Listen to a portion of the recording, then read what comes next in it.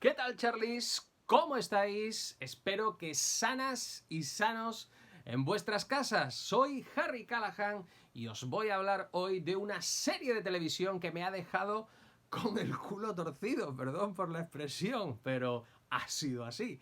Se trata de The End of the Fucking World, el final de este jodido mundo, que esperemos no sea lo que estamos viviendo. Pero bueno, el título es ese, la podéis ver en Netflix. ¿Y de qué va esta historia? Bueno, el presupuesto me pareció extraordinariamente atractivo. Se trata de un chaval de instituto que tiene toda la impresión de que es un psicópata y que por tanto pues ya está tardando en elegir una víctima con la que da rienda suelta a esas malísimas intenciones que tiene dentro de sus entrañas. Esto ocurrirá cuando se cruza en su vida una chica con la que aparentemente pues él ha decidido pues que sea su primera víctima, su primera persona a la que asesinar. Ese, como digo, es solo el presupuesto inicial del que parte la serie y que dicho así, pues ya a mí me parece interesante. Pero todo lo que viene después es extraordinariamente sorpresivo. Hay muchos giros, hay muchas volteretas en esta historia que transcurre a lo largo de 8 capítulos de dos temporadas de 8 capítulos cada uno, de 20 minutillos escasos, que a mí se me hacen extraordinariamente cortos. De hecho, es la típica serie que os podéis hacer en maratón. Porque estos 20 minutillos en 8 episodios, a poco que hagamos cuentas, nos encajamos en 160, 170, 180 minutos, unas 3 horitas que nos podemos ver cada una de las temporadas. Y además, lo suyo es verlas en continuidad porque además no os va a dejar la serie prácticamente dejarla al final de cada episodio, porque vais a tener curiosidad por saber qué ocurre después. Todo esto se beneficia además de una puesta en imágenes extraordinariamente chula, con una dirección artística, con una dirección de vestuario, con una ambientación que además me parece muy curiosa porque es una serie inglesa, producida en Inglaterra, aunque ha sido comprada por Netflix. Y tengo siempre toda la sensación de que no estoy en Inglaterra. Me da la sensación de que estoy en un pueblo perdido, o en el monte, o en carreteras de pueblecitos de un estado perdido de Estados Unidos. El típico estado en donde rodaríamos una película indie, porque además el look que nos presenta es muy americano y muy indie. Es un look que además me recuerda mucho, y el tratamiento que tiene la historia me trae mucho a colación Fargo, por ejemplo, de los hermanos Coen, o Twin Peaks, por ejemplo, como referencias así más inmediatas.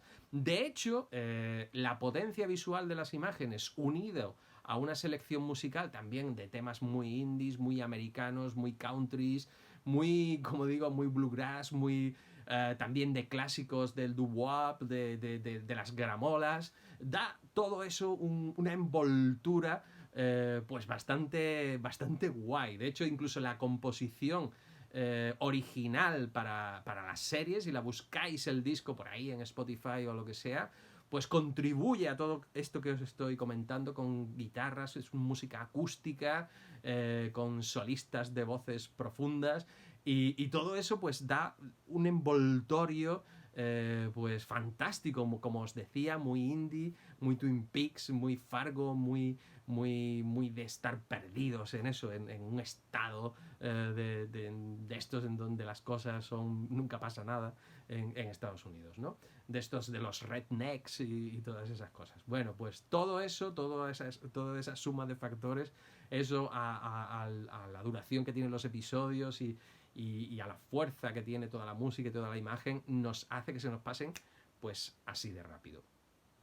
Hay que deciros también que si tenéis curiosidad después de haber visto la serie por cuál es el origen de The End of the Fucking World, os tendréis que ver un corto de su creador, que se llama Jonathan Entwistle, y que pues hace unos años pues hizo un corto que prácticamente es la semilla de toda esta historia que en la serie se desarrolla. Pero si tenéis aún más curiosidad, os podéis ir a un poquito más hacia atrás y buscar las novelas gráficas de Charles S. Forsman, que es el tío que se inventó toda esta historia y que la puso pues en dibujos y en novelas gráficas. Y todo ese pues es el germen y el origen de todo este producto que finalmente se ha convertido en una de las series más interesantes que podéis ver en la plataforma Netflix. Cosas interesantes también que me gustan muchísimo de la serie, pues me gusta, por ejemplo, sus protagonistas. Me gustan muchísimo Alex Lothar, que le habíamos visto, por ejemplo, en Enigma, Descifrando Enigma, aquella película de Benedict Cumberbatch sobre aquella máquina codificadora de secretos de la Segunda Guerra Mundial, de los nazis y todas estas cosas. Bueno, pues este Alex Lothar este chaval interpretaba al niño que después se convertiría en Benedict Cumberbatch. Bueno, pues le podéis ver en esa película. Ya ahí tenía una caracterización física, un aspecto, una gestualidad súper atractiva para la cámara que explota de manera definitivamente aquí en esta historia.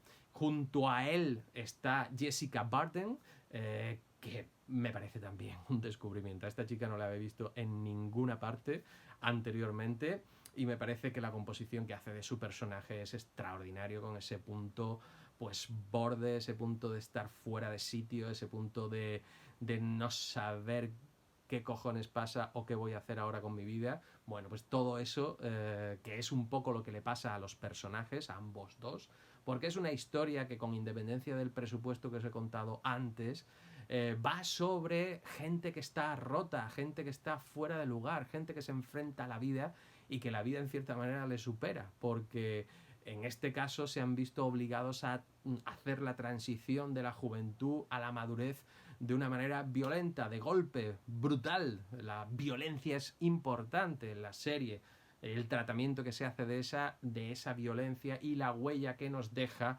la propia violencia en nosotros. Todo eso es importante y, como digo, es lo que más me resulta interesante de la serie, es ese tránsito, ese madurar de golpe que tienen estos personajes y la manera en la que nos aproximamos a ellos, con ese trato tan delicado, tan maravilloso que tienen esos personajes, que son tratados con un mimo exquisito a la hora de ser definidos y a la hora de contar sus evoluciones. Bueno, pues de todo eso va The End of the Fucking Wall, que aparte de tener este título tan estupendo y tan llamativo, con el fucking con estrellitas, para no decir las palabras que no se tienen que decir, bueno, pues de todo eso va esta historia que, como digo, a mí me ha sorprendido gratísimamente. Y diréis, bueno, pues eres el último en darte cuenta, porque esto ya llevaba un tiempo en Netflix.